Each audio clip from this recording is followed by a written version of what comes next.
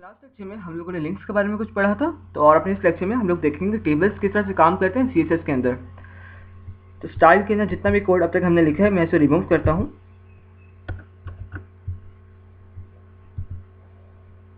और body tag के अंदर भी जो कोड है इनका लिंक है मैं इसे रिमूव करता हूँ और मैं बॉडी के अंदर टेबल्स के टैग ओपन करता हूँ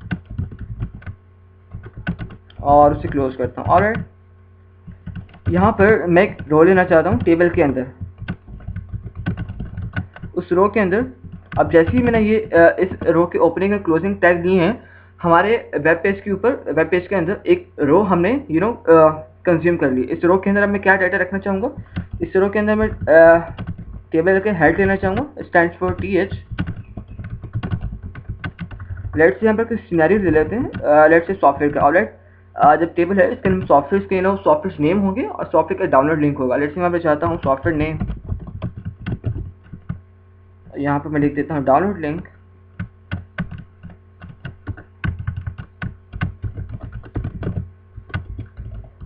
ऑलराइट, तो अब अगर मैं इस पेज को रिफ्रेश करता हूँ ब्राउजर में जाके, आप देख सकते हैं हमारे पास टेबल के अंदर एक रो हमने सबसे पहले कंज्यूम की है। उस रो के अंदर दो टेबल हेड्स हैं। टेबल हेड्स आपको इस तरह से पता लग सकता है कि थोड़े से बोल्ड हैं, ऑलराइट, थोड़े से डार्क हैं, जिसमें पहले टेबल हेड है हमारे पास सॉफ्टवेयर नेम, दूसरा है डाउनलोड लिंक। ऑलराइट, तो अब एक और मैं यहाँ पर रो लेता हूँ और इस टेबल हेड के अंदर अब डाटा इंसर्ट करते हैं। ऑलराइट, अब इस टेबल हेड के अंदर डाटा इंसर्ट करने के लिए मैं जो टैग लूंगा इस टेबल के अंदर, वो होंगे टेबल डाटा, TD।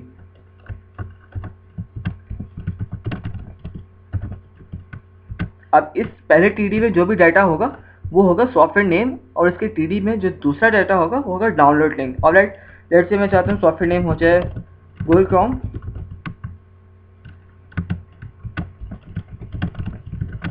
और यहाँ पर लेट्स से मैं इसका डाउनलोड लिंक दे लेता हूँ, लिंक लिख लेता हूँ। ऑलराइट, तो अब एक और रो लेते हैं, उस रो के अंदर भी टेबल डाटा इंसर्ट करते हैं, और जो पहला टेबल डाटा होगा TD होगा, सॉफ्टवेयर नेम होगा, और दूसरा डाउनलोड लिंक होगा। लेट्स से मैं इसे कॉपी करता हूँ और मैं इसे पेस्ट कर देता हूँ यहाँ पर।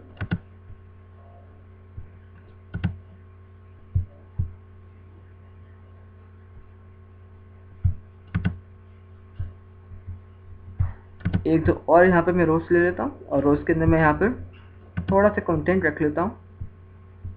और सॉफ्टवेयर नेम यही रहने देते हैं, चेंज नहीं करता।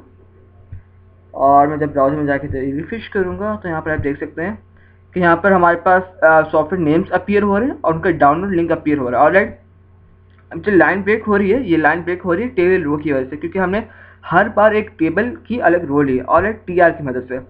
और उसके अंदर हमने डाटा इंसर्ट किया, वो टेबल डाटा से TD से इंसर्ट किया, और TD जो फर्स्ट था उस डाटा जा रहा था सॉफ्टवेयर नेम के अंदर TH की वजह से, और जो दूसरा था उसका लिंक था डाउनलोड लिंक। आई गेस का आपको टेबल का जो स्ट्रक्चर है वो समझ में आ चुका होगा।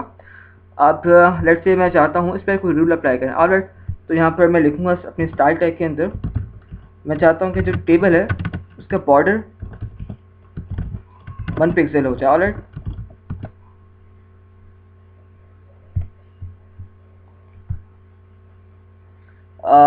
I don't see its border. हाँ, नहीं, दैट्स वाई रूल इस पर अप्लाई नहीं हो रहा। तो रूल हम प्रॉपर्टी चेंज करते हैं बॉर्डर से। लेट्स से मैं चाहता हूँ उसकी विड्थ चेंज करना, तो मैं कहता हूँ कि इसकी जो विड्थ है इस टेबल की वो विड्थ हो जाए 50%। अब मैं आपको डिफरेंस बताता हूँ कि परसेंट क्यों लेता है, पिक्सल क्यों लेता है। लेट्स से कि आप काम कर रहे हैं अपने डेस्कटॉप कंप्यूटर के ऊपर, और इसके जो मॉनिटर साइज है वो छोटा है।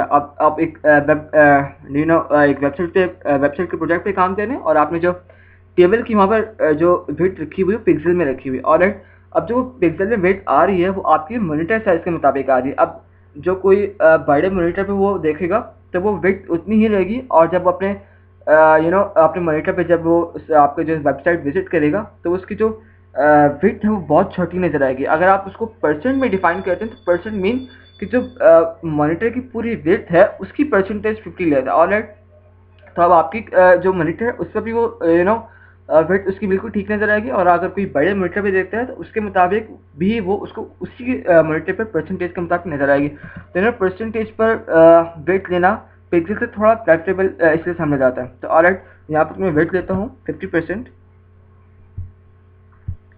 और इसे रिफ्रेश करता हूँ। आप देख सकते हैं कि इसकी 50% जो वेट ली है हमने, तो ये थोड़ा सा इसके अलाइनमेंट चेंज हो गई है। फाइन, टेक्स्ट नीचे आ गया क्योंकि वेट 50% कर लीजिए। अगर वेट इसके 100% करते हैं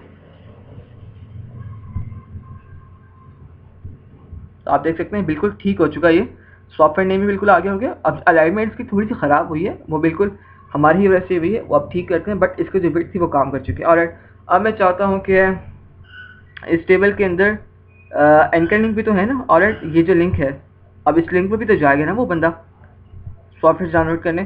तो यहाँ पर लेट से अगर मैं एक टेबल डाटा के ऊपर एंकर लिंक लेना चाहता हूँ और लेट से इसके ऊपर अभी हैश रख लेता हूँ। हैश मीन्स नथिंग, और जब इसे रिफ्रेश करूँगा तो आप देख सकते हैं यहाँ पर इसका जो लिंक था वो यहाँ पर अपीयर हो चुका है।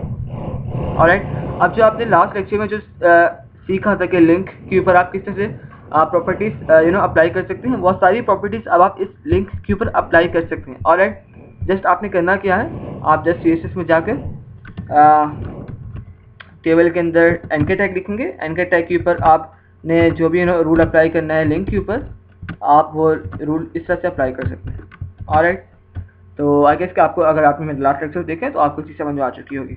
और सो इसके अलावा अगर मैं चाहता हूँ कि मेरे पास टेबल के अंदर जो टेबल हेड है, ऑलराइट, उस टेबल हेड का मैं हाइट थोड़ा सा इंक्रीज कर दूँ।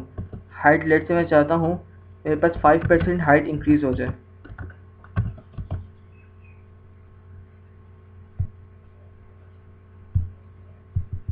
हाइट इंक्रीज नहीं, आई थिंक डिफॉल्ट ही रहेगी। तो हाइट के अलावा लेट से मैं चाहता हूँ कि इसका बैकग्राउंड साइज है, background colour I guess table data के अंदर अगर मैं हाइट इंक्रीज करता 5% से तो आई गेस के इंक्रीज हो जानी थी, बट 5% आई गेस कि उसका डिफॉल्ट है इसलिए वो चेंज नहीं हुआ। तो लेट्स से मैं इसका बैकग्राउंड कलर चेंज करना चाहता हूँ। बैकग्राउंड कलर में रखता हूँ ब्राउन। आप देखेंगे कि जो जितने भी टेबल हेड्स हमारे टेबल के अंदर, उनका जो बैकग्राउंड कलर है वो चेंज हो जाएगा। आप देख सकते हैं इसका बैकग्राउंड कलर जो था वो चेंज हो गया। इसी तरह से आप टेबल डाटा का भी बैकग्राउंड कलर चेंज कर सकते हैं और टेबल डाटा का हाइट भी डिफाइन कर सकते हैं और आप टेबल डाटा की विड्थ भी डिफाइन कर सकते हैं। लेट्स से अगर आप चाहते हैं इस टेबल डाटा की विड्थ 100% हो, और यहाँ पे लिखूँगा 100%,